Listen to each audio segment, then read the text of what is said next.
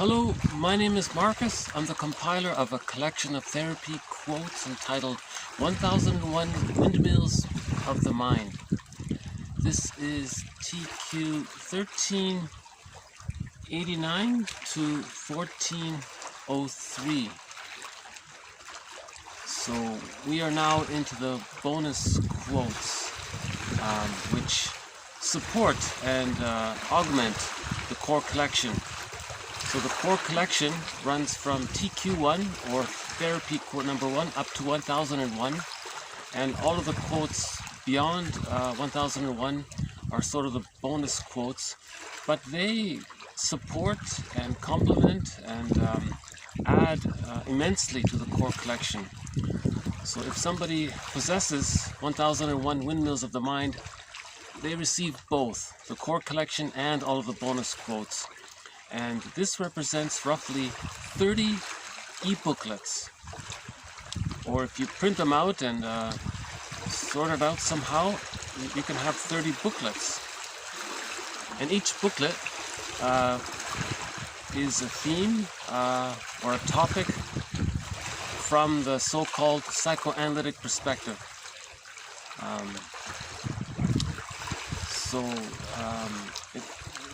That sounds like a jargon. So Robert Bly says, "Forgive psychology for its jargon, just forgive it." All that means is that all that really means is that we are influenced by our memories. That's it. The psychoanalytic just means that we are influenced by our memories to one degree or another. If we have a lot of painful memories, then we're distorting more in the present. If our childhood memories are happy, then we're relaxed to see things in the present more honestly, right? Rather than distorting it. That's all it means. Right? So this collection of quotes, almost 1,500 quotes all in all, come from the psychoanalytic perspective. This perspective of how our memories influence how we see the present, basically. And now, within that general concept, there's what's called object relations theory. So it makes it more specific. So object relations theory is a more specific model around those memories. So clusters of memories around themes become internal objects. Right? So we have an internal object based on a constellation of memories when the mother was loving. That's the internalized loving object linked to a part self that felt loved. Now we have an internal object of when the mother was promising or alluring or enticing, linked to a part self representation when the child felt immense hope that he was going to get his needs met. Now, Fairbairn says when the mother's alluring, she's often rejecting. They often go together. So now you have a part representation of the mother when she's rejecting, linked to a cluster of memories around when the child felt that he didn't get his needs met, and the baby felt rejected or unloved, and so on. And we have other clusters of memories. Now, this internal theater of clusters of memories, each grouping of clusters of memories we're calling internal objects, right? Because we have emotions there. That's why it's called an object. Whenever you have an emotion towards something, either memories internally or something externally, that's called an object. That's the jargon. So Robert Bly says, "Forgive psychology for its jargon, just forgive it." Now Robert Bly also says 30% of what you hear is wrong. It's up to you to figure out which 30%. So when he begins his lectures, he opens up with that idea, encouraging people to think for themselves. So all of these theories and quotes, they're approximate hypotheses trying to describe how we can heal our souls, if needed. Not everyone really needs to address this area. If a child has what's called a secure attachment style with the mother, meaning that the mother was more loving than frustrating, then the child received at the age of 3 what Mahler calls a psychological birth. That's the "I'm okay, you're okay" position, right? That's sort of normal development or healthy development, natural development. That's what's supposed to happen. Everything else is an aberration. if there's an insecure attachment style, that can lead to the ongoing use of I'm not okay and others are okay, or the more severe cases where the person identifies with the aggressor and he thinks he's okay and others are not okay. And then there's the more detached one where they think, well, I'm not okay and others are not okay. So those three variations are considered aberrations or fixations of arrested development or relational trauma. You see? So when there's an insecure attachment style, there's a lot of energy devoted to this internal object relations world. Right? And so we're not really enjoying the present, we're just sort of seeing the present based on our need to distort how we see the present to fit our childhood memories, because we're trying to face our childhood memories so that we can somehow work it over or master it somehow. Now it can't be done after the age of 5. That's why we want to look at this through these models to help us be our own caring witness and grieve the loss of not getting a secure attachment style. So that's one of the threads in this series, the difference between the secure attachment style versus the insecure attachment style. Another thread is Mahler's theory about the psychological birth. She says that with the biological birth, that the psychological birth doesn't automatically happen with the biological birth, that there's this sort of process that she calls the separation individuation process, and there are different phases of it. And that's a major thread in this series, so the idea of the psychological birth. Now, if a child didn't get the psychological birth, so we're saying here that man's main task is to give psychological birth to himself if he didn't get it. Right? So the Mahler's stages are the stage of symbiosis, then the practicing subphase, then the rapprochement subphase, and that leads to the psychological birth by the age of 3. Okay. Now that first subphase is called the symbiosis. That's a metaphorical psychological egg. So when the baby was born, he was metaphorically hatched out of his mother's uterus or womb. He came out in a couple of seconds. The hatching process happened in a couple of seconds. He was hatched out for his biological birth. Next, he enters into another egg called the stage of symbiosis, or the extended womb, or the extended social womb, or the stage of fusion with the mother. Right? Now that's another egg called the psychological egg, because the child's thoughts and feelings are that he's still in this womb. Right?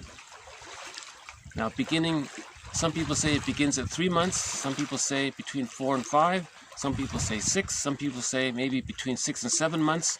Whatever it is, between 3 months and 7 months, the baby begins to differentiate, to slowly hatch, to begin to slowly hatch out of that psychological egg. Right? Now this hatching out of the process takes over 2.5 years. It's not a sudden thing like the biological birth. Right?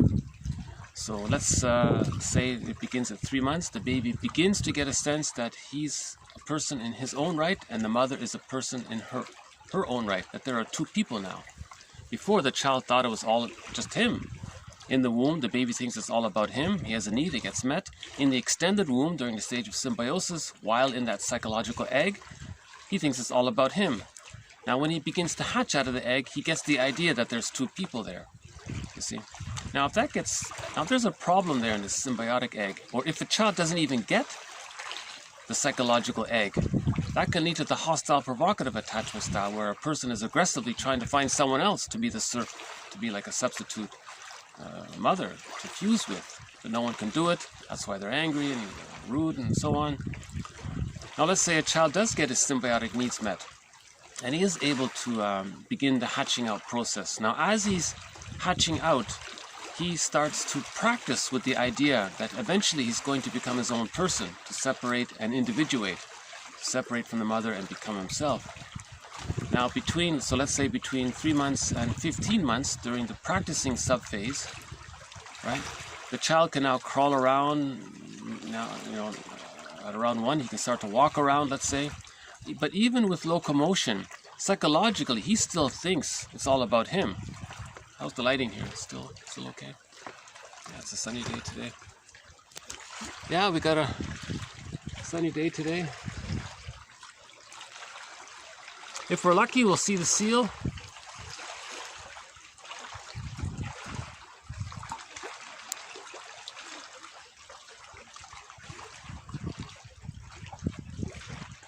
Gosh, we haven't seen the heron in such a long time. I really miss the heron. Yeah, I really miss the heron. Yeah, where have the heron gone? Where are they? The heron usually comes out sort of early evening or late afternoon. But we might get to see the seal. But you know, we got sort of a sparkling little scene here.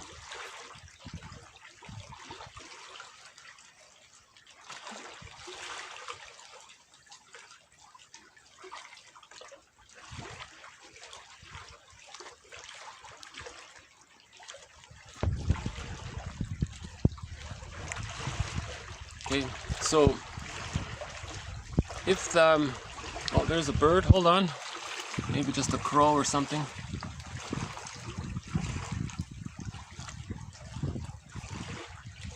Yeah, the main birds are the seagulls. We get lots of seagulls and crows here, but once in a while we get the heron. So let's say the child did get his symbiotic needs met, meaning that when the baby was born, the mother was there, and the mother was attuned. Some people call it entrainment. The mother automatically met the baby's needs according to the baby's needs, because the baby's meant to think he's still in the womb, and the mother's meant to be as responsive to the baby's needs as the baby's needs got met while he was or she was in the womb. So that's for the first 3 months in particular. So let's say that's good enough. It doesn't have to be perfect, just good enough, meaning that the mother was more there than not there, let's say, or more attuned than misattuned. That's okay. So the famous expression is good enough. Right? So let's say the mother was good enough. Now the child begins to hatch out. That's great. He's not going to be... if the child gets his symbiotic needs met, it's unlikely he'll develop the hostile provocative attachment style or the bully pattern or these kinds of aggressive attitudes here. Maybe just a seagull.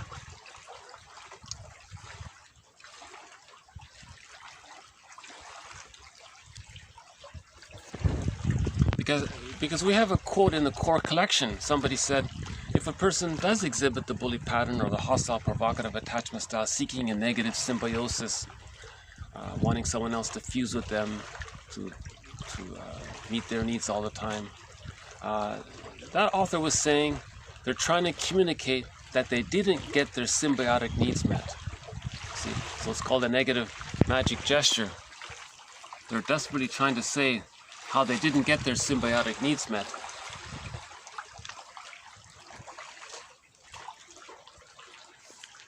Right. So let's say they got their symbiotic needs met. Now they're still fused with the mother. Okay. Now between 3 months, let's say, and 15 months, the child is still in that phase where he thinks it's all about him. So that's the primary narcissism, the infantile megalomania. He thinks the world is his oyster. He thinks if he has a wish, it's all about him. He still has that fusion there with the mother. Even though he's hatched out, he's only partially hatched out. He's practicing. He's in the practicing subphase, right? Now, during the practicing subphase,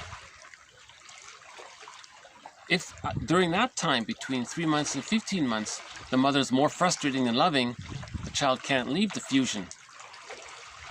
Okay, now we say he's fixated at the rejection level of not getting enough love to leave the symbiosis. Right? So he didn't complete the differentiation process. He was stuck in the practicing phase. So he's still in. So that's called the narcissistic pattern. You see? So just like how the baby thought it was all about him in the womb, and during the first 3 months it was all about him. Now from 3 months to 15 months, he still thinks it's all about him, but if he's fixated there, so we're calling that the narcissistic pattern. Right? So he thinks everything around him is there to serve him. His infantile megalomania is still there, so that's the entitlement. He's so special and important. The baby thinks he's a little god, so the narcissistic pattern, that's called the grandiose part self being fused with the omnipotent part object. Again, the baby's concept of himself is that he's like a little magician. He has a need and it gets met. His concept of his mother is this omnipotent giantess in the nursery who's so powerful. Now he's fused. So he thinks he's special and he thinks his mother's all powerful. And if you put those two together, he's fused. Now that fusion is called the narcissistic pattern. You see? So that's why he's got a lot of energy. Now at the same time, with his belief in being so grandiose and powerful, all of his energy is devoted to that. Now at the same time, he's hungry, enraged, and empty. He didn't get enough love to know himself, so he's angry. So, his main emotions are hate, greed, envy, grenvy, vindictiveness, spite, schadenfreude, and so on. And he's addicted to the power over status. Because what happens is in the beginning, how does the child bond to his mother when the mother's frustrating? So Fairbairn calls it the moral defense. The child thinks he has to bond to a good mother. So he has to say that his mother's good. Now if the mother's frustrating, the child thinks, well, okay, then he's no good. So that's the I'm not okay, you're okay mindset. It stems from there, you see. Now in natural development, by the age of 3, it's I'm okay, you're okay. But now let's say there's arrested development prior to the age of 15 months. There's too much persecutory anxiety of the mother not meeting the child's needs. So the child adopts another defense mechanism called identification with the aggressor. The child, because he's fused, because his image of himself and his image of this otherness is fused, he thinks the only way to not feel persecutory anxiety from the mother being so misattuned, using the bottle and the schedule and not listening to the baby's needs, or maybe the mother's using the baby to meet her needs, it's too painful for the baby. He gives up, he identifies with the aggressor, he becomes her. Now from the baby's point of view, remember, the mother was okay and he wasn't okay. Now he becomes her. Now, because he thinks he's her and because he thought she was okay and he wasn't, now he thinks he's her. He then says, I'm okay. And now he projects his hungry, enraged, empty part self, or his despised self, or his unloved self, outwardly onto others, because it's repressed. When it's repressed, it's seen outwardly, it's projected out.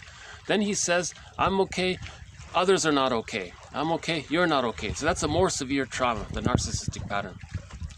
Right? Okay, so let's say the child is lucky enough to get enough love up to the age of 15 months.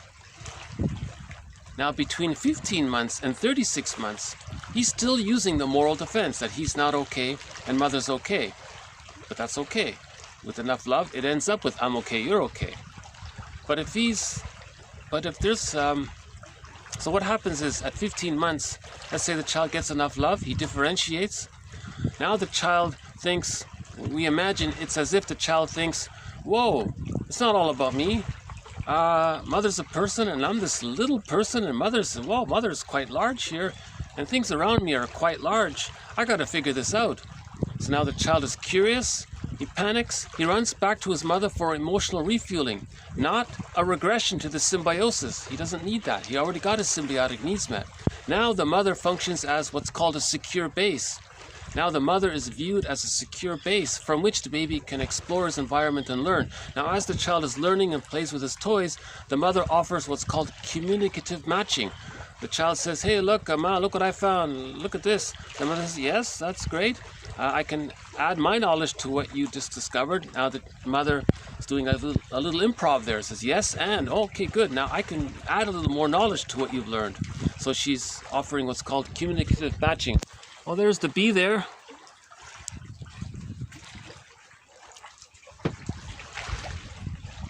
I once had the bee sitting on the phone here. It was kind of funny.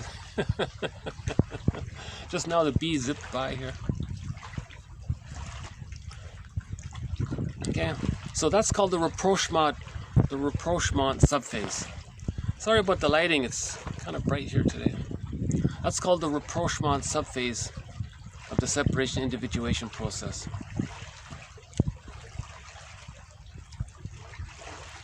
Okay, so the child explores his environment. When he's scared, he runs back to his mother. The mother says, "I'm here." Oh, mother's a safe base. And now he runs away again. He explores maybe a little further. He runs back. Oh, mother's there, and she listens to me, and she's okay with me moving towards the psychological birth. Mother accepts that, right?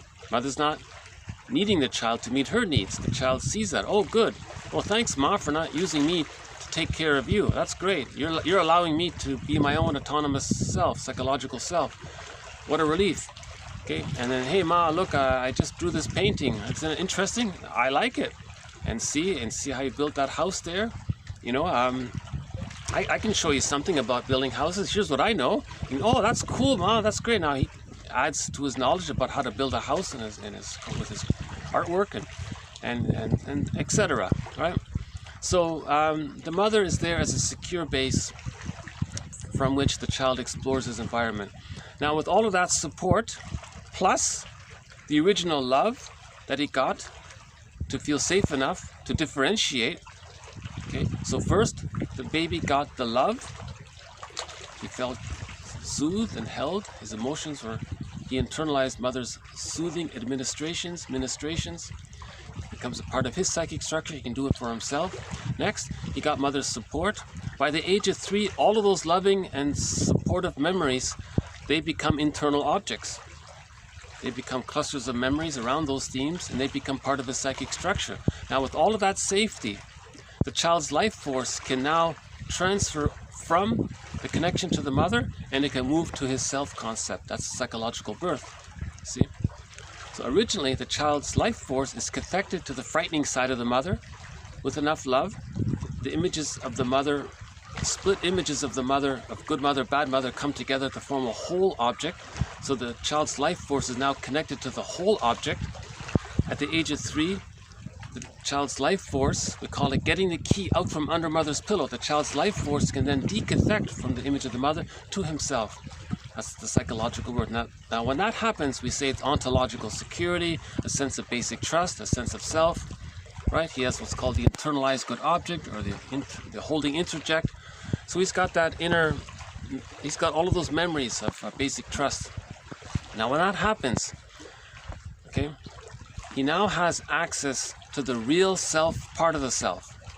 Okay, that's a part of the self that has various capacities. Now when the child, so with the psychological birth, the gift is he now has access to his real self. He now feels safe enough to know himself. Okay, so the real self part of the person is the part of the person that allows the person to know his uniqueness, to know how he is. It allows the person a wide range of affect, appropriate affect.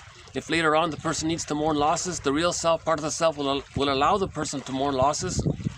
You see, if a person never mourns losses, they can become a curmudgeon later in life.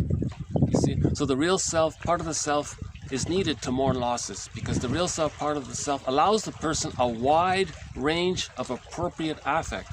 Now, if the person is doing something that's happy, the real self part of the self allows the person aliveness of affect. It can allow the person to feel the serene, inexhaustible fullness of being. That's joy, or the Tao, in the Tao Te Ching they call it, right? Joy, let's say. The real self part of the self allows the person aliveness of affect, a wide range of affect. It's his embodiment, it's appropriate affect. He feels that it's okay to express his unique self. He's not bogged down with guilt, thinking he's disobeying his mother, or he's going to betray his mother.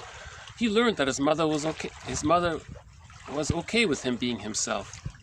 He learned that his mother didn't need him to meet her needs, so he doesn't feel guilty for being himself, right? The real self part of the self allows the person mutuality. It's the I'm okay, you're okay mindset. That means in relationships, there's mutuality, there's cooperation and collaboration and mutual caring, and there's dialogue there, and there's both people make I statements, and there's no the person doesn't have these wildly exaggerated fears of being engulfed. That's trauma. See, that fear of engulfment comes from the trauma at the symbiotic stage. He's going to be engulfed. He doesn't have that because he got his symbiotic needs met. So he doesn't have exaggerated fears of being engulfed or impinged upon by his mother. Right? Now, between 15 and 36 months, the mother was a secure base. He wasn't abandoned. So in relationships, the person doesn't have these wildly exaggerated fears that the partner is going to abandon them. And then through self-fulfilling prophecy provokes the other, and then the other does abandon them because they're tired of this testing. You see, he doesn't do that because he has that internal memory that his mother didn't abandon them when he was being himself. So the real self, part of the self, allows the person to have loving, genuine relationships without the love being damaged by these distorted fears of being either engulfed or abandoned. You see? So the real self, part of the self, allows love. You see? The real self, part of the self, allows the person to make links and associations and be creative, and they have new ideas, they're curious, they continue with their learning, they don't feel guilty to be successful, and they don't need to be successful at someone else's expense. It's all sort of, there's no need to one up over someone because they're not in this mindset of being in battle with the mother. Now, if there is trauma before the age of 36 months, that means they didn't get the psychological birth. That means they don't have access to the real self. That means they're still in battle with the mother. If the arrested development took place before 3 months, that's the hostile provocative style, they're enraged and they're trying to say that they didn't get their psychological egg. And that's all they're doing. It's repetition compulsion. When there's a trauma, it's like Sisyphus. We repeat, relive, remaster over and over again, trying to find someone who can fuse with them, right? So he doesn't have access to the real self. His only mindset, his only agenda is to find someone to fuse with in the fusion. And no one can do it, so he's angry all the time, aggressive all the time, and they can have a snowballing effect, they say. If the arrested development took place between 3 months and 15 months, the person is what's called a stinger. He's sort of devaluing others because the baby felt devalued when he wasn't loved. Now he identifies with the aggressor, okay? And then he does to others what his mother did to him. The baby felt put one down by the mother, he identifies with her, and then later on he does what his mother did to him, meaning he puts down others. So he's devaluing, cynical, sardonic, bitter humor, biting irony, biting sarcasm. He's always putting people down to communicate that his mother put him down. You see?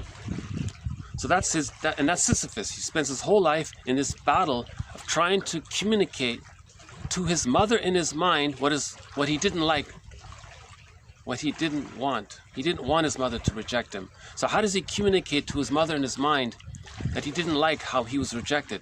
He does it through his behavior. He puts others down to say to his mother, look, mother, in the mind, see how I'm hurting others? I didn't like that. That's what you did to me. So he's trying to, it's as if he's trying to teach his mother to have empathy for him. It doesn't work. It's all a delusion, right? Now, if the person's arrested development took place between 15 months and 36 months, he still thinks that he doesn't identify with the aggressor, but he still thinks he's not okay and others are okay. Now that's the codependent pattern, the pleasers and the placators and so on, and they over-idealize others. And they're still looking for a good parent to help them complete the process, you see. So they use what's called the sweet lemons rationalization. If something's they're too Pollyannish, they think everything's so good because they're trying to still find the good mother, you see. Now the person with the narcissistic pattern, they've given up on that. They've just identified with the bad mother, and they're just the bad mother, and they are acting as the bad mother constantly. Right? So, now the person with the codependent pattern, they're closer to the psychological birth. but they're emotional. They're a little, you could almost say they're maybe a little hysterical because they're more emotional about things. They don't want to regress and become like the narcissistic pattern, but they want to support and they're not getting the support, so they're a little more overtly emotional, let's say. Now so they're called the clingers. Now the stingers, the prior one, the narcissistic pattern, they don't have that interest because all of their emotions are devoted to the anger. So they have more aggression, they're more hostile, you see.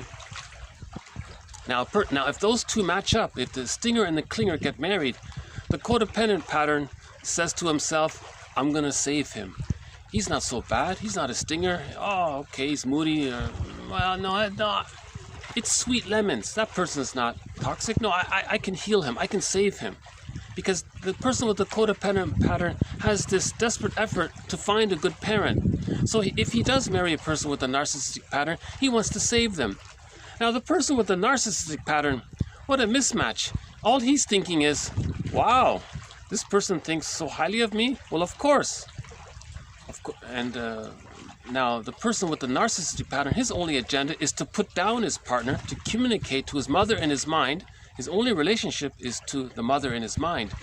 So he wants to put down his caring, codependent, clinging, maybe a little foolish spouse.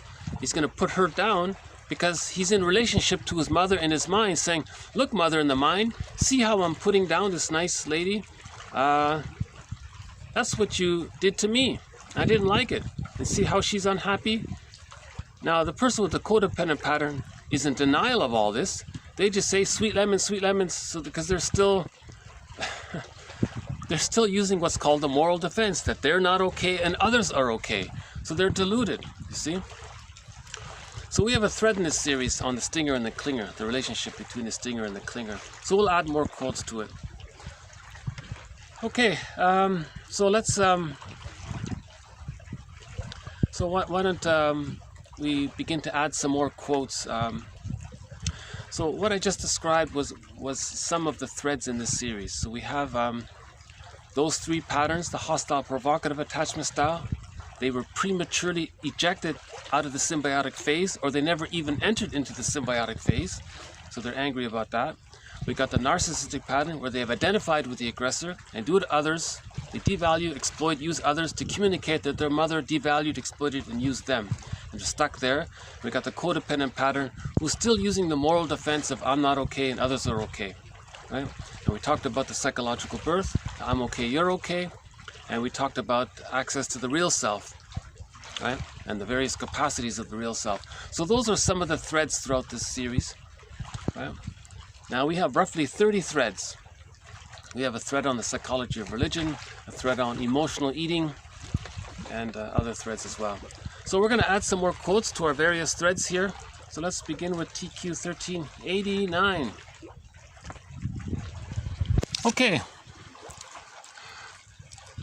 Okay, this next quote here is a follow-up from yesterday's video about the writers. Okay, what one can often find expression of in the writer's work are his unconscious defenses against unconscious wishes and fantasies rather than the wishes themselves. Okay, so in the last video that ended in marked 1370 something to 1388. So the video marked 1382, I believe, to 1388. So that video there, the video with the subtitle in it where it ends in 1388, that one there. In that video, we talked a little bit about one of Edmund Bergler's most provocative, at the same time one of his most famous books, and apparently it made a lot of people upset. Edmund Bergler is the most prolific author in the English language, directly in the English language, of psychoanalysis. He wrote 24 books, 300 papers. At the same time, he's one of our mentors in this series. He covers hundreds of topics.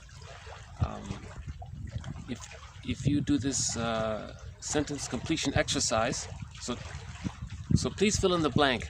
The psychology of Okay, the blank there, whatever you put in that. Oh, there's the B. Hold on. Oh, there he goes. Okay, so that phrase, the psychology of. Okay, there's a blank there.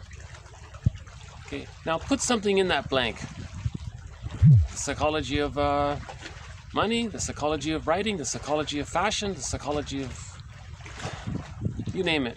Self-defeating behavior, the psychology of whatever you put in there, or whatever you did put in there, or whatever you might put in there. Chances are Edmund Bergler covered it in his 300 articles and 24 books, the psychology of marriage, and so on. So yesterday we talked about his book about writers. He has a book called The Writer and Psychoanalysis. And in that book, he reports that many writers, what they're doing is, these writers have a lot of anxiety, and what they do is they create these stories to make themselves feel better, not to get better. And people, oh, we've got a boat over there. I don't know if you can see it.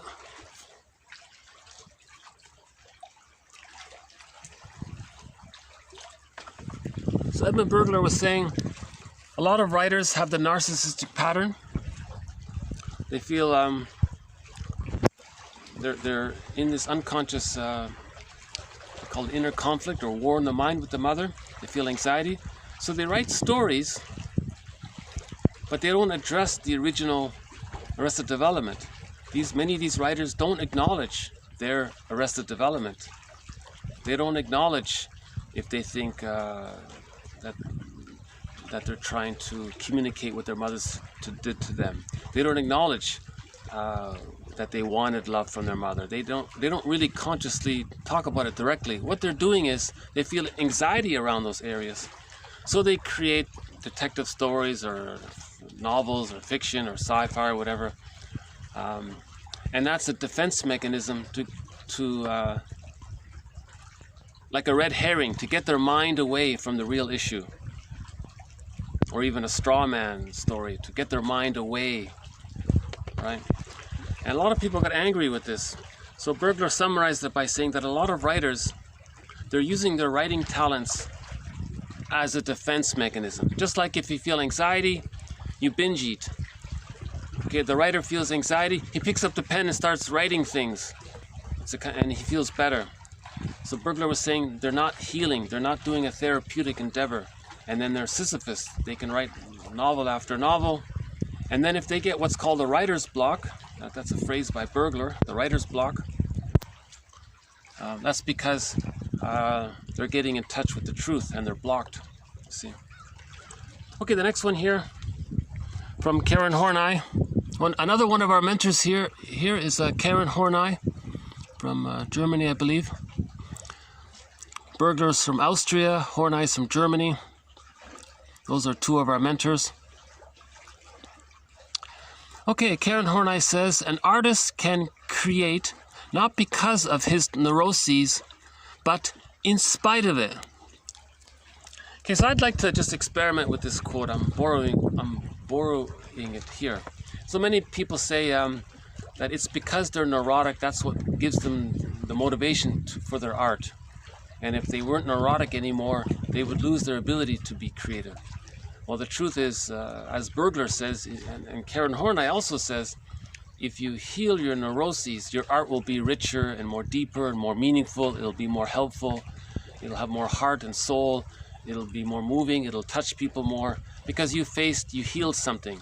So if the person is healed, then his art will come from that place. If the person is in manic denial, he's in a panic to avoid his anxiety, his art is sort of a defense mechanism. It's kind of boring after a while. So Karen Horney says here that if you're an artist, it doesn't matter. You see, you can be healthy and you're still the art. If you're an artist, you'll still be the artist whether you're healthy or dysfunctional. You'll still be the artist in some form. Now I want to borrow this quote. Let's change artist to journal writing, because we have a few throughout this series, we have a few journal prompts. I've posted some very good, I think they're very good sentence completion exercises as journal prompts. So so I'm going by the assumption, the a priori assumption that many people have journals, or that they might want to have a journal, or that they're curious of having a journal. Okay, so let's change this quote here, and let's, instead of artist, let's just say journal writer. Okay, so a person who writes in his journal, a journal writer, can write in his journal not because of his dysfunction, in spite of it. Okay? You see? We don't say that people are able to write in their journals because they have psychic pain. People who don't have psychic pain are going to write in their journals. So there's no real connection to that, right? Now sometimes people having psychic pain may prompt them to start the journal, right? But it doesn't have to be that way.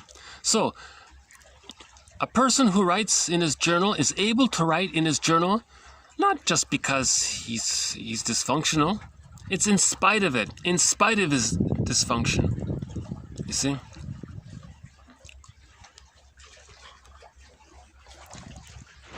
So maybe he writes in his journal, in the beginning he's dysfunctional, he feels better, he heals himself, he changes something, he faces his memories.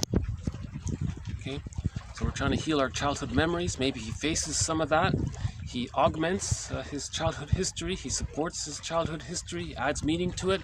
Now his writing will be based from there, you see.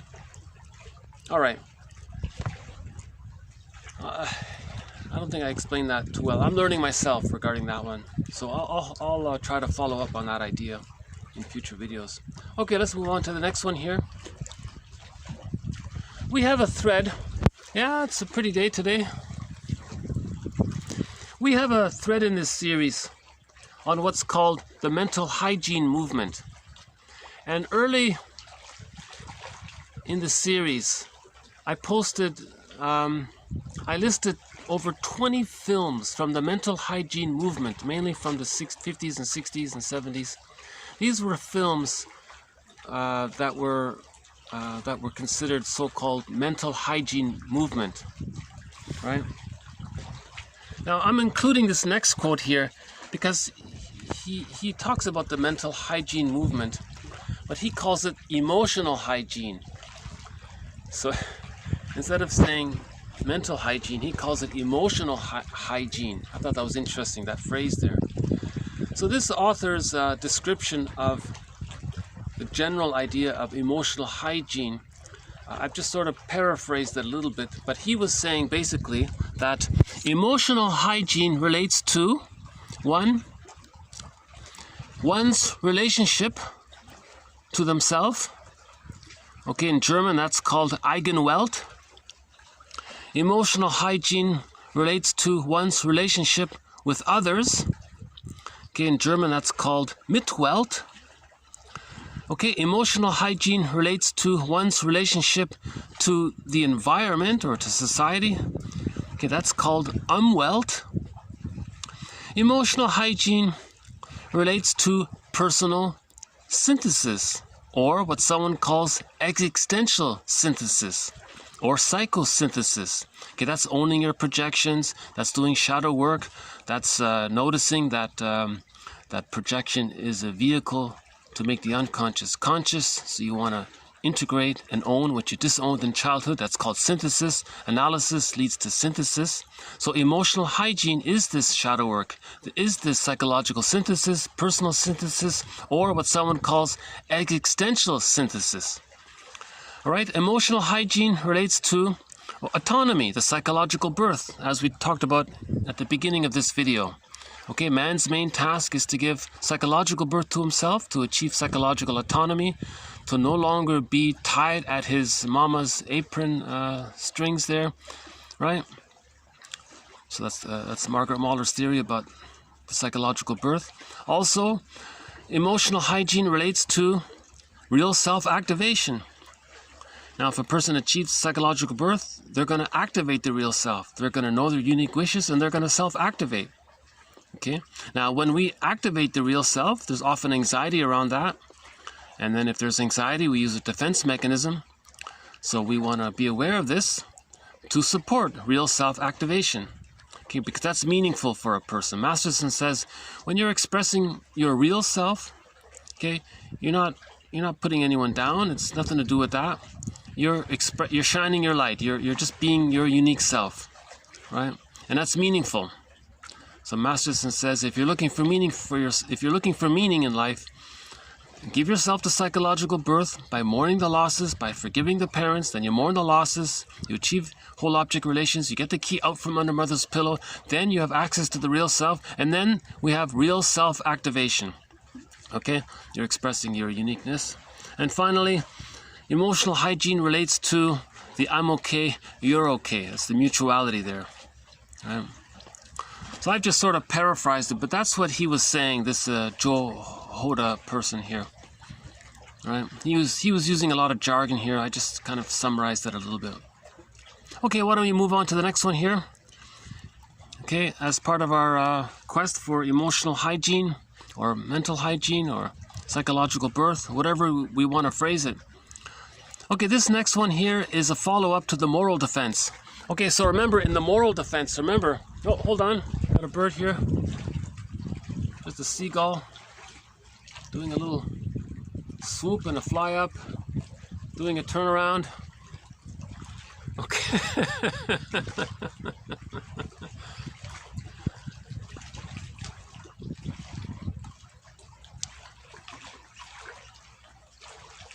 Okay. And there he goes. Okay. I realize seagulls aren't the most exotic animals, but they're beautiful flyers, and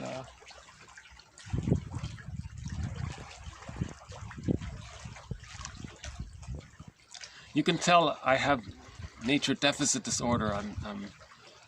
I'm a little enthralled with nature. I think I took nature for granted in my youth. Just it was there, fine. Oh, there's a apple tree. Oh, there's some apples. Okay, that's fine. Now, if I find an apple tree, oh, this is great. Oh my God, I'm so happy.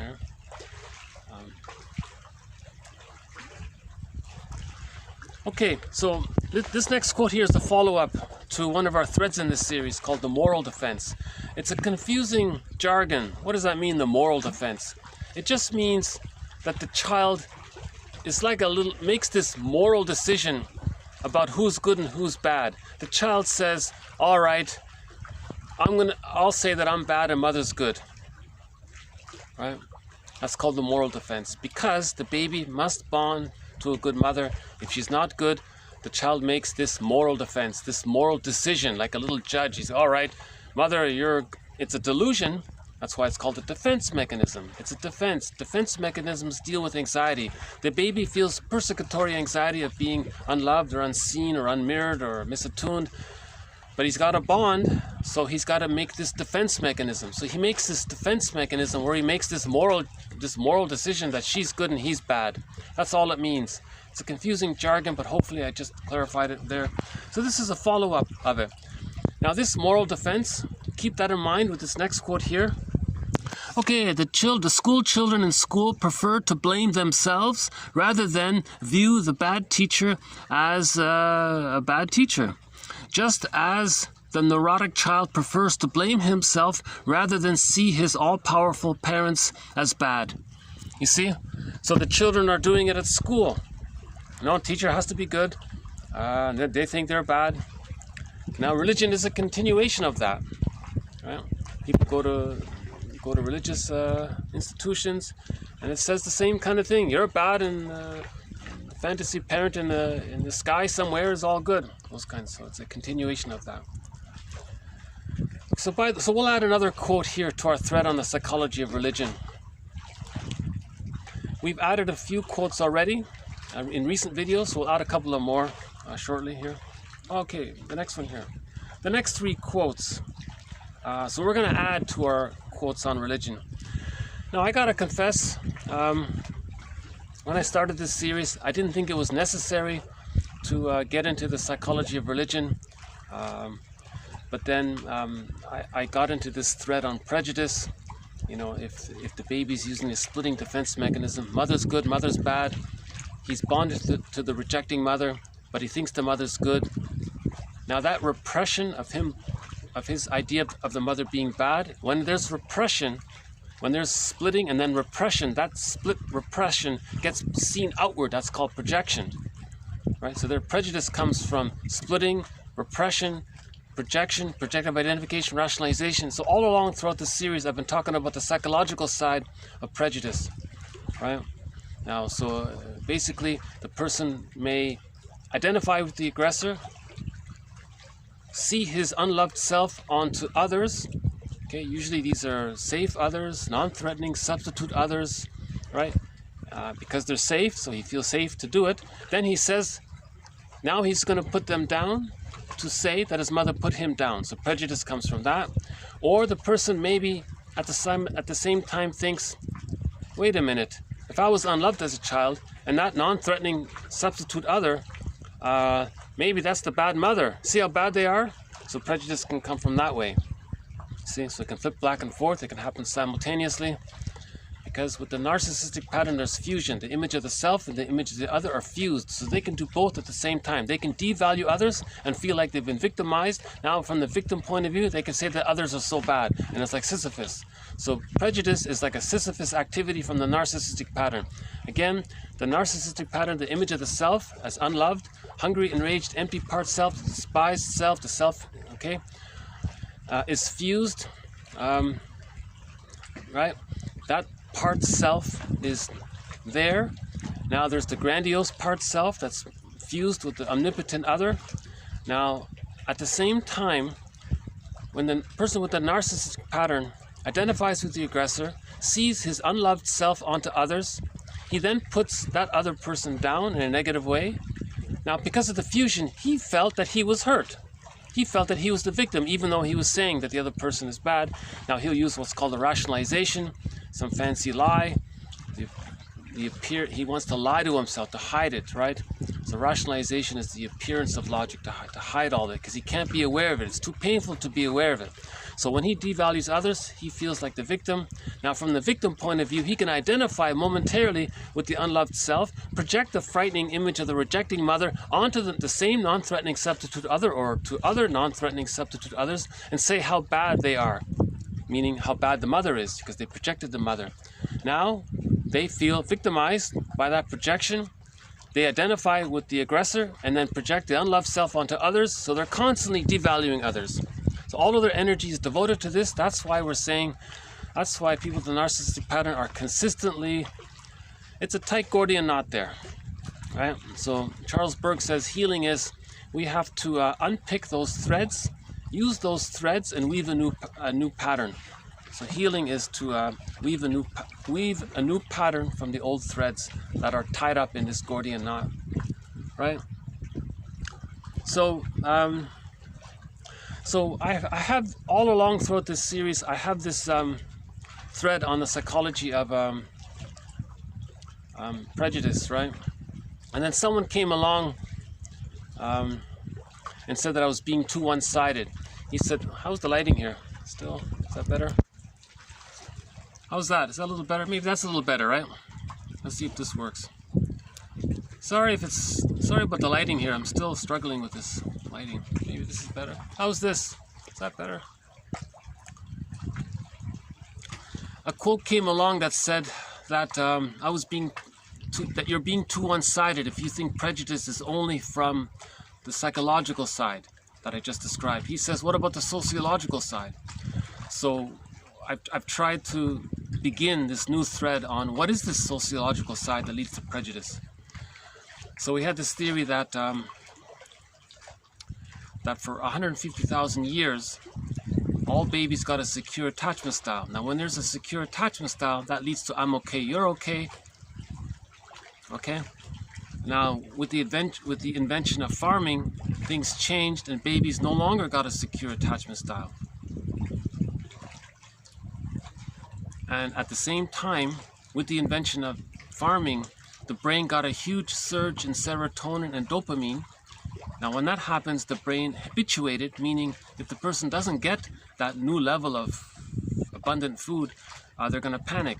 Now out of that panic, they want to pillage. Now how do they pillage? So we invented a global economic system, he said, called global pillage. Well, how do we do it? Okay, well, you have to find people who are willing to extract the resources for others. Well, how do you do that? Everyone thinks that we're okay, you're okay. Well, we got to change that. How do you change that? Well, those rituals that people had to deal with anxiety, song, dance, and rituals, beating a drum or dancing around and acting out some story or something, these are fairly benign. So with the birth of global pillage, that got co-opted, distorted. Creeds and dogma were given. It was frightened. People were frightened by it. It got distorted. The elders they took away the elders so no one could teach it. Now the pillagers taught them what it is. That's the birth of religion. So religion became a tool to preserve the ongoing use of infantile. It's a regression. It's to make people deny the idea of splitting, to keep repressed the idea of being bonded to a bad mother. Now, why are they bonded to a frightening mother? Because child rearing practices changed with the birth of agriculture, so it's easy to do. Now, when there's repression, there's projections. Now we moved from the tolerant personality to the prejudiced personality. The prejudiced personality is needed to pillage. Now, so religion was invented to change people from the tolerant personality to the prejudiced personality. Now, when you have the prejudiced personality, those people with the prejudiced personality can say, I'm okay and others are not okay, and feel like the victim, and they rationalize about it so that they say it's okay. Now, they're creating poverty. He called it a pool of poorly paid workers. Now, with this pool of poorly paid workers, all right, they were able to extract the resources. Now we have the birth of poverty to plunder. Now the victims were handed religion, and the same religion, ironically, and it said, okay, you victims, just have this fantasy that one day you're going to be saved. Right? And religion doesn't teach you about the moral defense, identification with the aggressor, the psychological birth. It wants to keep you in this passive, wounded infant state that was created by birth trauma, arrested development, relational trauma that started to take place with the birth of agriculture. You see, and this fed into the, and so we have a few videos on this tentative theory. I realize this is a sweeping overgeneralization. It needs a lot of more clarification about it. But the theory was, okay, yesterday we had that joke, we can all live like nomads, where I nomad at you and you nomad at me. So for 150,000 years, people lived like nomads. They literally lived like nomads, but also they weren't really mad at each other. There wasn't sadism or schadenfreude or this us versus them.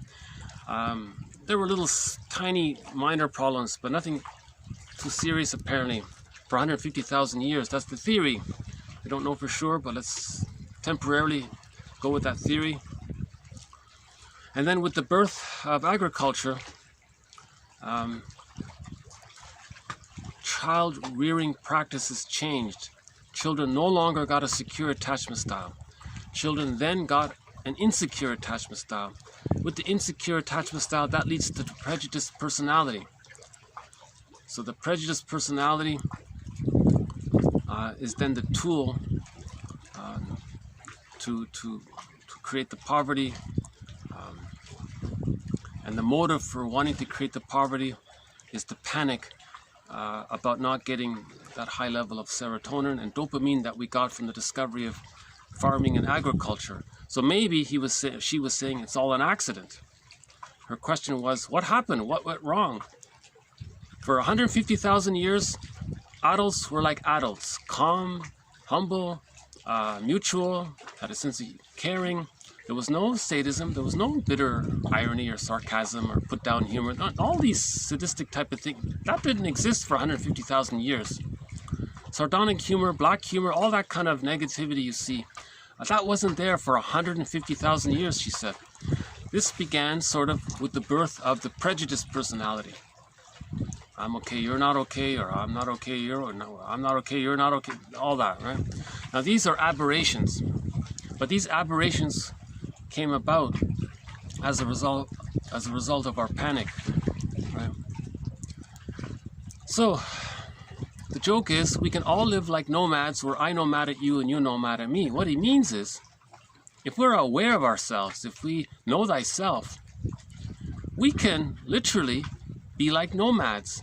Sorry, not literal, not actual physical nomads, but we can be like nomads in that joke where I nomad at you and you nomad at me. In other words, we can still keep our agriculture and farming, but we can heal ourselves and get back the tolerant personality through our understanding.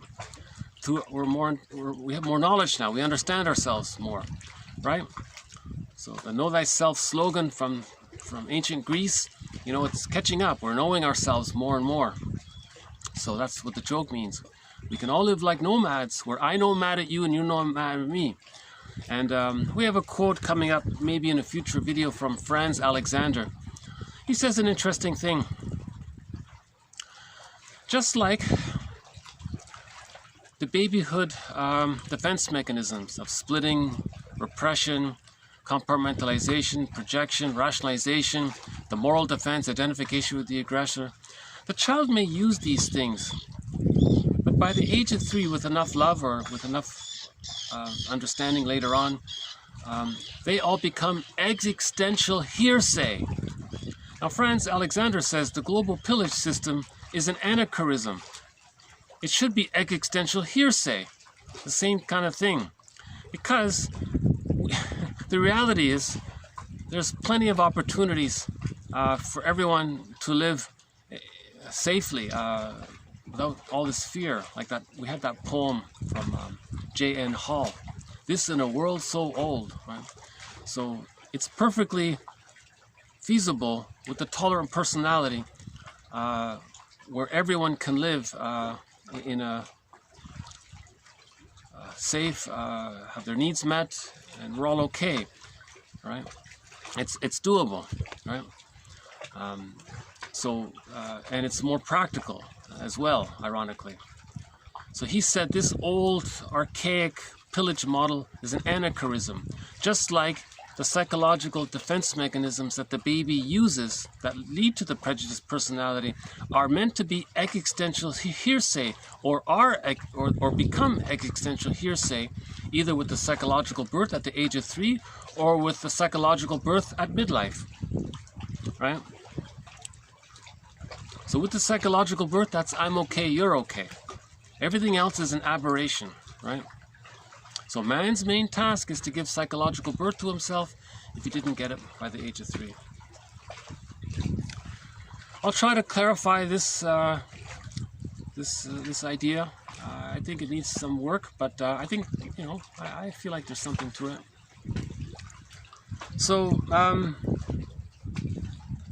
So the next 3 quotes sort of add to our thread on the psychology of religion, because somebody said if you can understand religion and how it keeps you infantile,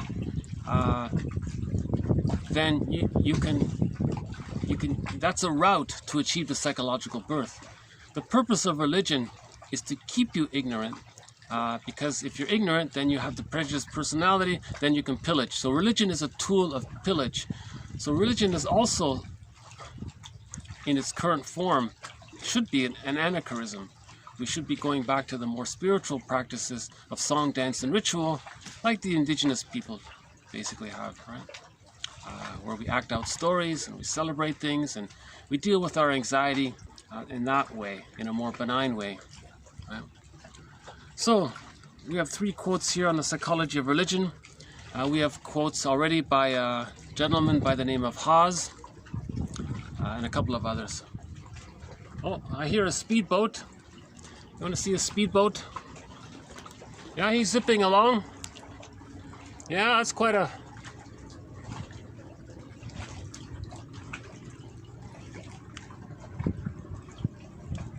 Well, that's one of the quickest boats I have seen on here so far.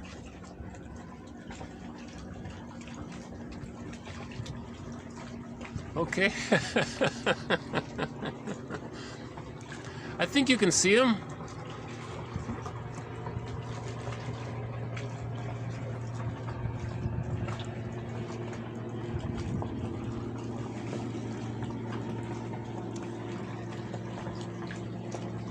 It might be one of these fishing boats, I'm not sure. He has some kind of a device on the back of his boat there. I'm not sure.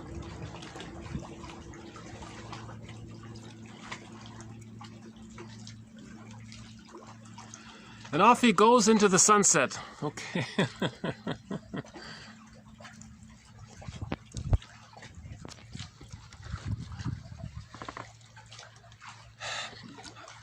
All of the, okay, I'd like your understanding here. If somebody possesses this collection, they will receive all of the quotes on the psychology of religion. All of the quotes on the psychology of religion need each other to make the point. I can't really make the point with just one of the quotes or two of the quotes. It doesn't really work. It's too flimsy. All of the quotes are needed together to give the understanding of why psychology is just a tool of repression and a projection, and then the prejudice keeps you infantile, and why that is. It's hard to convey it in one or two quotes, but we'll add 3 more ideas around it. Okay, next one here, TQ 1393. Okay, transference is central both to therapy and religion. Okay, so that right there. In therapy, there's transference, right? So the client transfers his childhood past into the present. He may transfer his memory of his frightening mother or critical mother onto the therapist and think the therapist is so critical. So there's transference, reliving the past in the present. So there's transfers. Or he may transfer or project his unloved self onto the therapist. Maybe the client identifies with the aggressor and then does to the therapist what his mother did to him to communicate what his mother did to him. So the client would offer what's called a transference interpretation.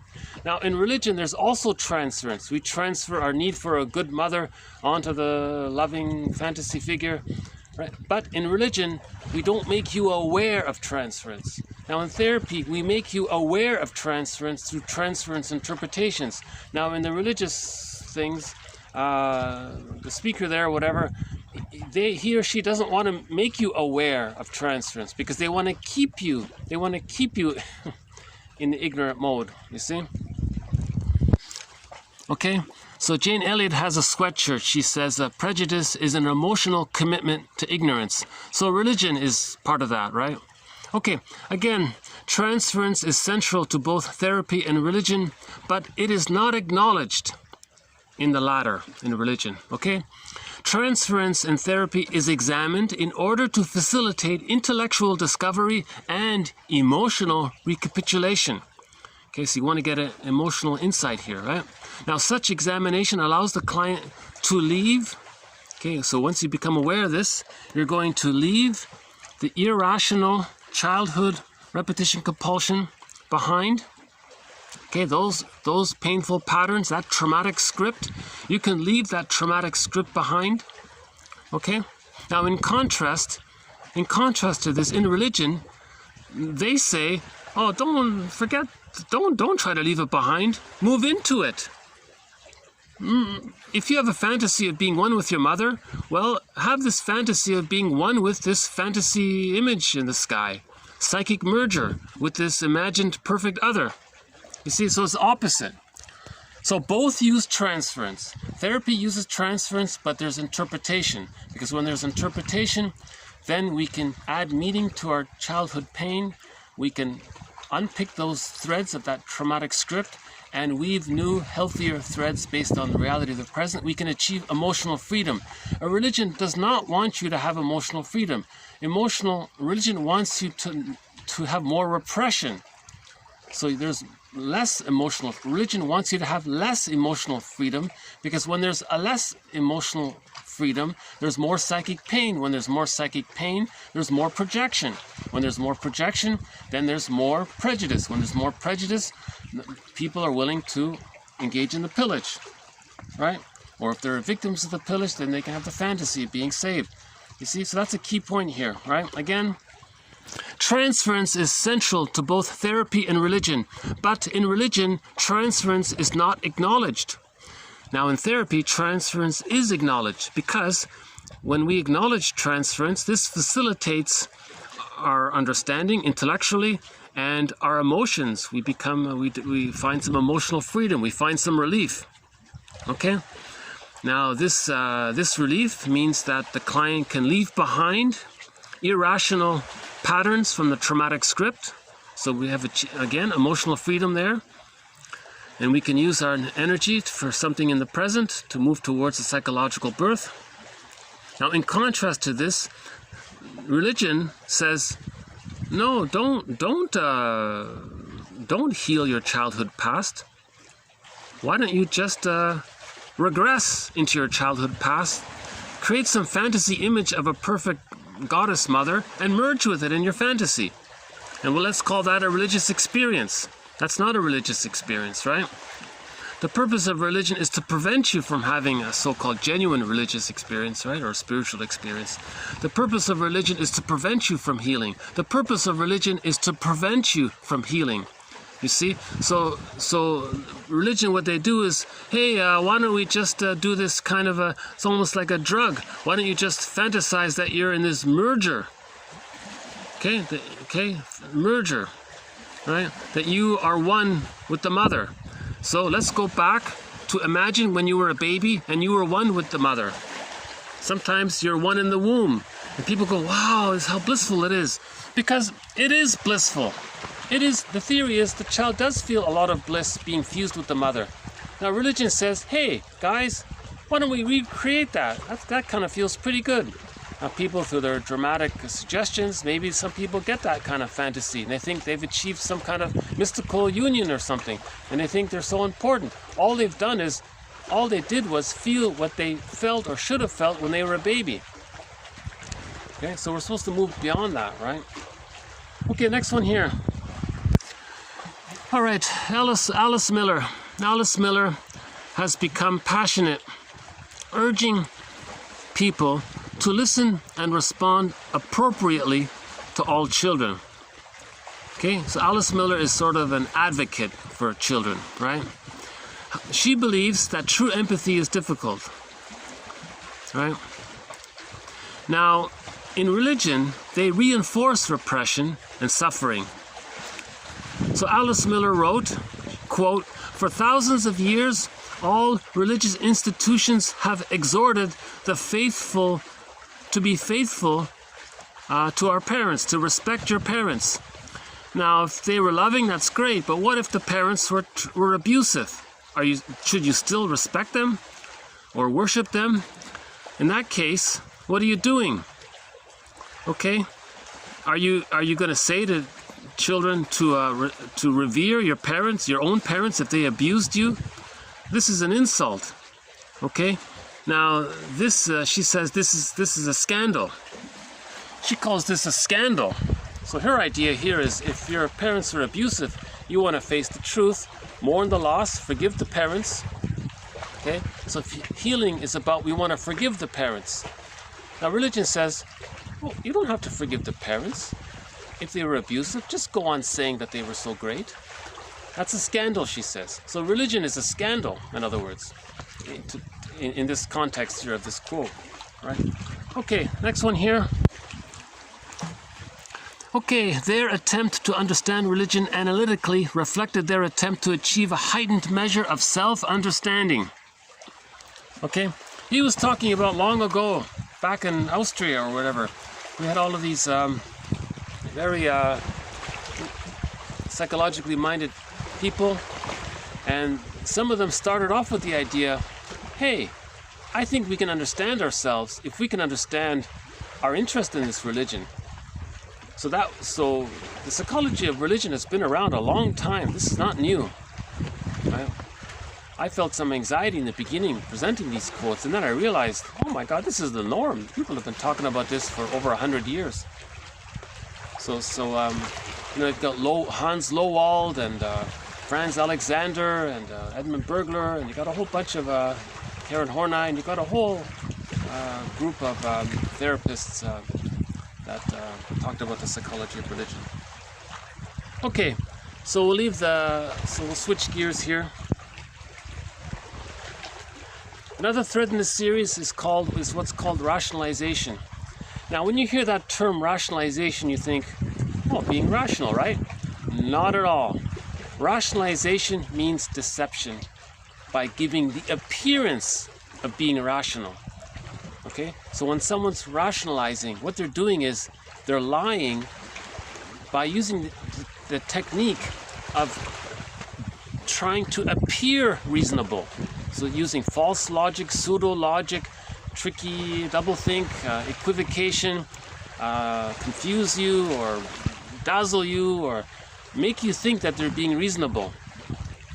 You know, if they confuse you, you're stunned, then you give up, and then you're passive, then you believe.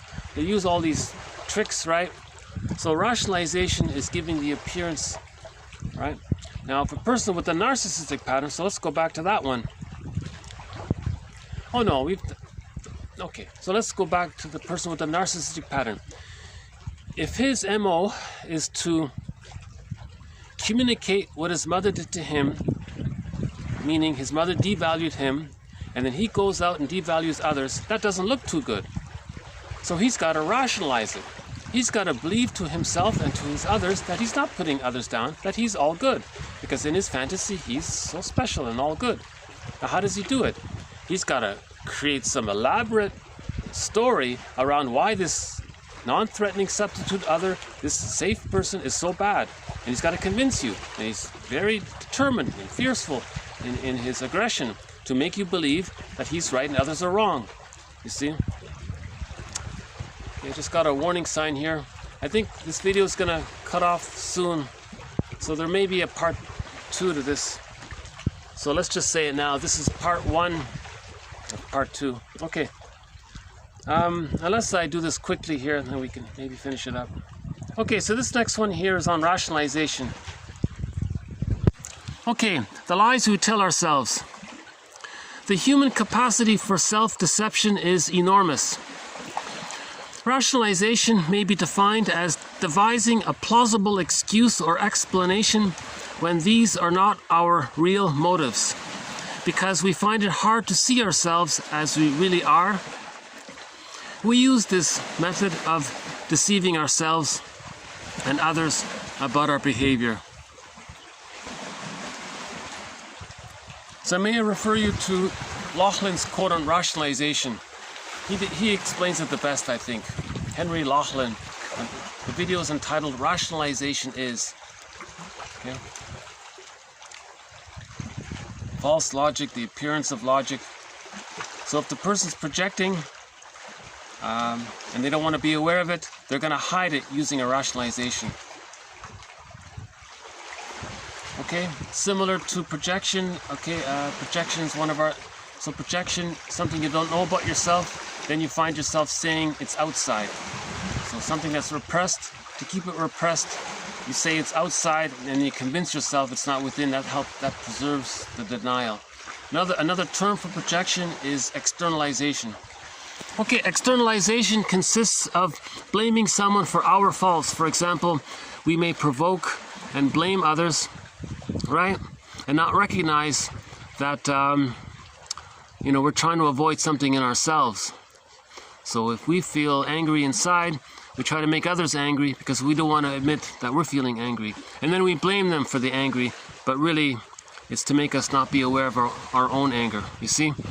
As long as we need to see ourselves in this idealized way, the narcissistic pattern, we have to minimize our awareness of our faults. And there's no better way than doing this than by putting the blame on someone else. Okay. Okay, let's move on here. Do the time limit, battery limitations here. All right. Some clients seem to construct situations in which they are disappointed, right? And then they and then they blame the other, although they sabotage themselves, and then they self-pity.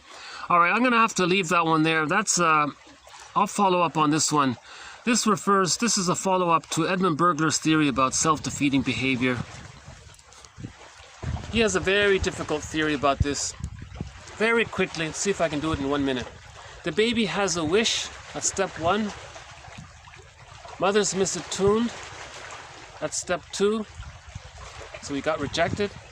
Step 3, the baby wants to protest, he can't. Step 4, he feels defeated. Now imagine those 4 steps being reenacted out in the future. The person may have a wish, it gets denied. Steps 1 and steps 2. Steps 3, he's going to be pseudo-aggressive.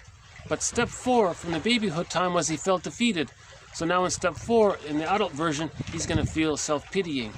That's Edmund Bergler's theory of self-defeating behavior. It's called I'm calling it the 4 steps. It's been more clearly explained before. So I'll just follow up on it later. All right, the next one here from one of our mentors, Masterson. Okay, so that's our 3rd mentor here. Edmund Bergler, Karen Horney, and James Masterson. These are 3 of our mentors here. Masterson has portrayed how therapists with the codependent pattern must confront their regressive defenses rather than sink comfortably into the infantilizing countertransference of the rewarding object relations unit. Okay, I'm going to maybe come back to this. Remember, sometimes mothers reward regression. Sometimes the mother says to the child, you can become successful academically, but emotionally, I want you to be dependent on me for your emotional needs. Now, when that's the case, I'll be there for you. Now, if you're going to be autonomous, I'm not going to be there for you. That's called rewarding regression. Now, sometimes people with the codependent pattern, they want to recreate that with the therapist. You see, so you don't do that. That's what church would be for you, or religion would be for, to do that, right? To promote the regression. Instead, you offer transference interpretation. Okay, Masterson and Klein suggest that the narcissistic pattern develops between 7 and 15 months. Okay, that's something we discussed already. If there's arrested development before 15 months, that's the narcissistic pattern. Okay, 2 more quotes here. If arrested development, okay, if arrested, psychologically arrested or emotionally arrested or fixated before the establishment of secure ego boundaries, okay, there's a fear of engulfment. If it's later, right, it can be the fear of abandonment. So that's what we said here. It should be noted, however, that because no human mother perfectly possesses all the attributes necessary to be fully attuned to her child's unfolding individuality, right? Most people suffer from at least some minor trauma during the separation individuation phase of the development and consequently experience the twin fears of both engulfment and abandonment to some extent in their intimate relationships. Okay, so everybody has some fears of being either engulfed or abandoned, right? But if there's a secure attachment style, that's not really there. But if there's an insecure attachment style, it's going to be more on the engulfing side. If it happens earlier on, it's going to be more on, the fears will be more strongly on the abandonment side if it happens between in the second year. Okay, let's just end on here on a high note, on a positive note here. Okay, I like this quote here. The client's history, the client's personal history is unveiled in the interaction with the therapist. Okay, good, fair enough. The basic project of psychoanalysis is historical. Okay, fair enough. It consists in discovering the past as it survives in the present of the client. Very key here. Okay, psychoanalysis consists in discovering the past as it survives, okay, as it repeats, as it lives in the present. Okay, why? This is possible because of traumatic memory, repetition compulsion. Okay, so memory, right?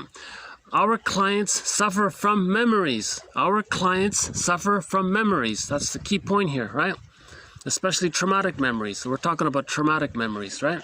Now, to cure the client of his memories, Okay? In this sense, psychoanalysis serves the cause of human freedom, emotional freedom, right? Human emotional freedom, right? Liberation, emotional liberation, right? Its primary psychoanalysis, its primary purpose is to expand and reinforce the areas of life, both present, so in general, right? Both in present and future, in which the individual can choose freely. Okay, he can real self-activate. He can express himself. He can choose freely, right? He's not bogged down by the painful traumatic script. Okay, because he has become master of his own history, right? He healed his traumatic script. He says here he's master of his own history, meaning he has healed his traumatic script through a constructive augmentation. Psychoanalysis is a constructive augmentation. A constructive augmentation. We're giving meaning to our memories. We're augmenting constructive understandings and insights and awareness, right, to our memories. We're giving empathy, we're giving witnessing, we're seeing, we're giving understanding to our memories. Grief is healed when it's witnessed by a caring other. So this is a constructive augmentation. If we give ourselves this constructive augmentation, we achieve emotional freedom. You see? Okay, how are we doing? We still have space here? Okay, so I'll just keep it all within this video here. Sorry for rushing at the end there. So this will just be the one, so there won't be a part 2. So we'll leave this all as part 1. So thank you very much. This has been TQ 1389 to 1403. So we're up to 1403. Our theme song to this series is Katja Epstein's German rendition of Windmills of the Mind. Thank you very much.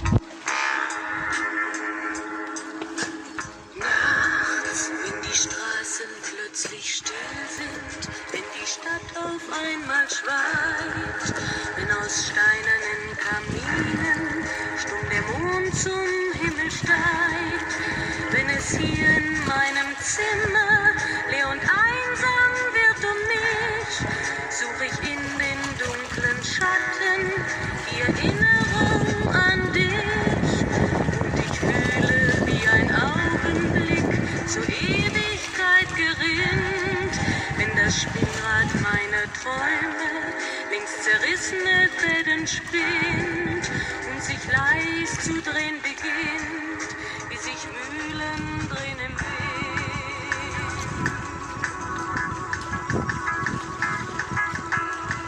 Und es kreisen die Gedanken ohne Anfang, ohne Ziel, wie die schnellen Wellenringe, wenn ein Stein ins Wasser fiel, wie ein Kreisel, den die Peitsche übers Straßenpflaster treibt, wie Spiralen, wie ein Adler in den Abendhimmel schreibt. Und ich fühle, wie ein Augenblick zur Ewigkeit gerinnt, wenn das Spinnrad meiner Träume links zerrissene Fäden spinnt und sich leis zu drehen beginnt, wie sich Mühlen drehen im Wind.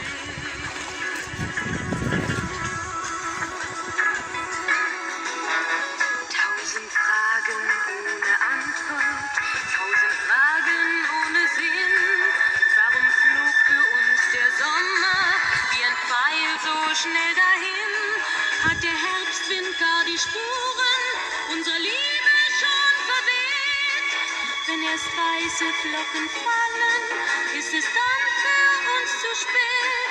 Sah ich eben nicht im Dunkel deinen Schatten an der Tür, hoffte für ein paar Sekunden, du kämst doch zurück zu mir.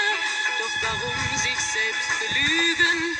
Längst ist meinem Herzen klar, dass der Pulsschlag dieser Hoffnung nur mein eigener Schatten war.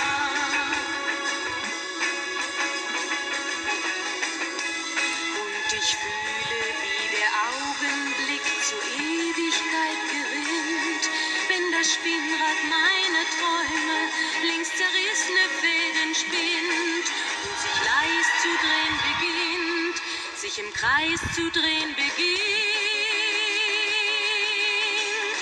wie sich Mühlen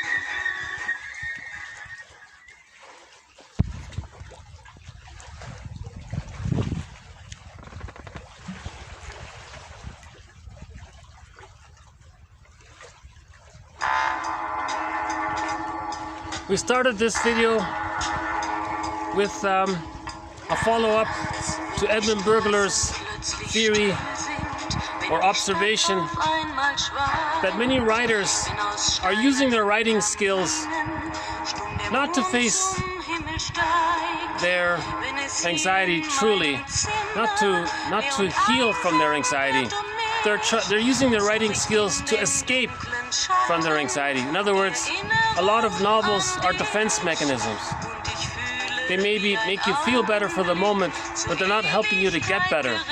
Now, a genuine literary novel, something by Ibsen maybe, or maybe people keep talking about Dostoevsky. I haven't read that, but something that's truly literary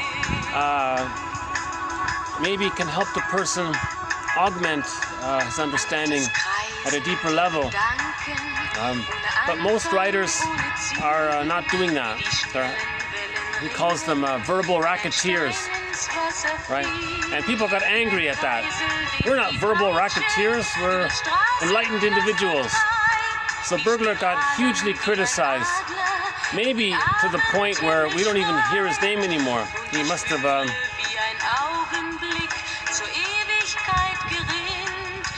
it's a pity because Edmund Bergler wrote so much helpful material.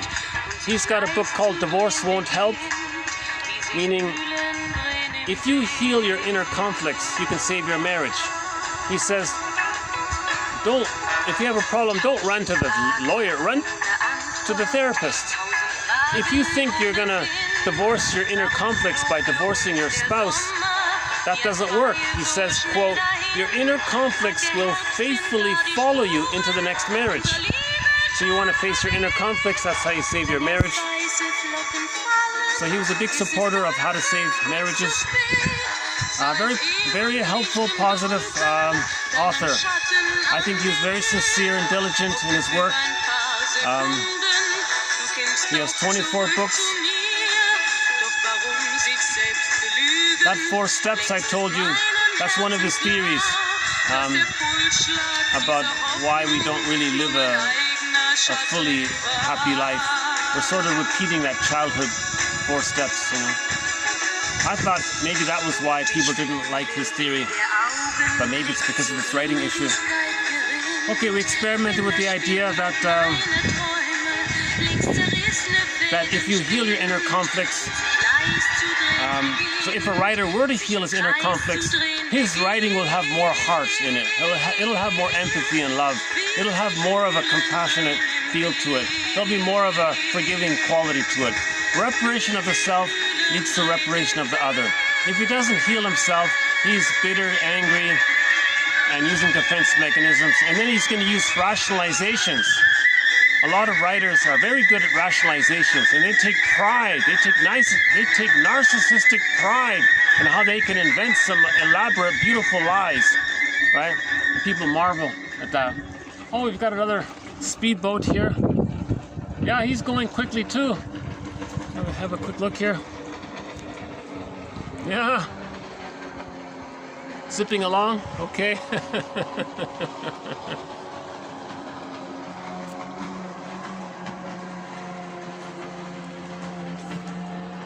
And he's going off into the sunset as well. Okay, so we updated a quote. Hold on a sec.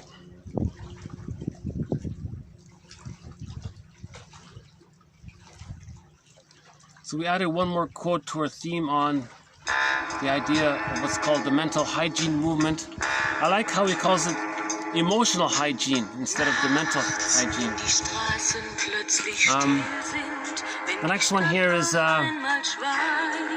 elaboration of the moral defense.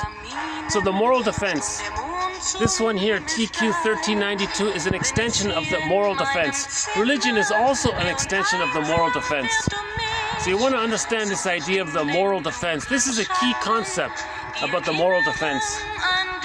The moral defense means the child is making this judgment, is making this kind of so-called quote moral decision that he's bad and his mother is good. That's called the moral defense. That deals with the child's persecutory anxiety of the mother being misattuned. Right? So we talked about how both therapy and religion both involve transference. You transfer your parents either onto the therapist or onto the fantasy figure. But the difference is in therapy, we offer transference interpretations. Religion is the opposite. They want you to, it's anti-interpretation.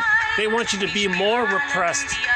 They want you to, because if you're more repressed, there's more pain. If there's more pain, there's more projection. You see? Alice Miller says, you know, yes, we should honor our parents. Of course, we should respect our elders and our parents. But what if the parents were abusive? Well, we got to forgive them. Just forgive them. We might be angry at them temporarily, but we got to forgive them. We have to recognize that our parents may have had prenatal distress syndrome. Our parents may have had relational trauma, developmental trauma, birth trauma, situational trauma, intergenerational trauma. Our parents may have had some forced relocation thing. Check out that song. There's a song called The Indian Act by a band called Eastern Owl. Eastern Owl from Newfoundland. They have a song called Indian Act about separation. Never mind the example that was given in the song, but just the pain of it all. So just check out the pain that the child feels if he's separated from of his. I'll have to follow up on that. I'll do a little bit more research on that. I just discovered this band. Their music is nice. It's called Eastern Owl. Let me follow up on that one. Hold on. Okay. So our parents, we have to forgive our parents. In order to forgive our parents, we have to recognize that maybe they were caught in their existential net. They were caught in their existential dilemma. By doing that, things start to make sense. When things start to make sense, we can begin the mourning process. Reparation of the self leads to reparation of the other. You see? Okay, we had that one quote about how some therapists found themselves through the psychoanalysis of religion. I thought that was interesting. One more about rationalizations, right? So if all you have is the false self, you want to provide rationalizations to convince people that the false self is real. Remember, the false self is just meant to protect you from the real self. It's not meant to replace it. How's the lighting this way? No? Is that better? Let's try this for a bit here. Yeah? Well, that's not bad. I like this view. Okay, hold on a sec.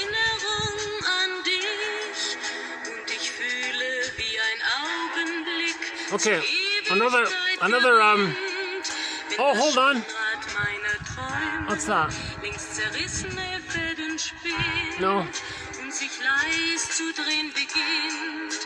Okay, another term for projection is externalization. You want to see it outward, because if you think it's out, it's a fantasy. Now, when you have this fantasy, your mind, your attention is on this fantasy. That distracts you from you thinking it's within.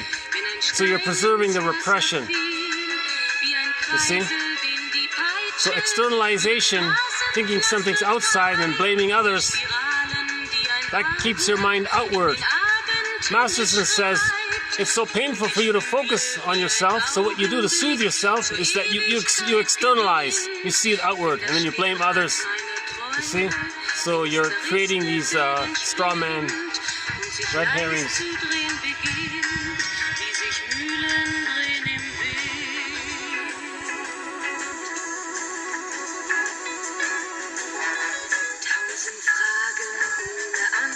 Okay, the narcissistic pattern is arrested development before the age of 15, as discussed in the beginning. With the secure attachment style, we aren't bogged down too much by these exaggerated fears of being either engulfed or abandoned by the partner, so relationships are more calm, they're happy. With an insecure attachment style, usually one person has this exaggerated fear of being engulfed, so they're going to become maybe more schizoid and emotionally detached. That's the unhealthy 5 in the Enneagram. Or they're going to fear being abandoned. Most people have both, meaning most people with the secure attachment style have both. And we ended here with Franz Alexander. I like this one here.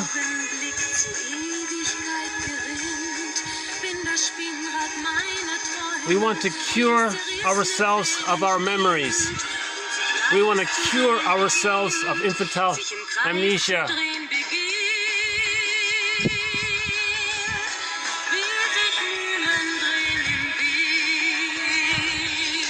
Okay, so thank you very much. We'll have more to follow. We'll add more quotes to all of our threads here. Thanks very much. All of the quotes are posted below. Bye for now.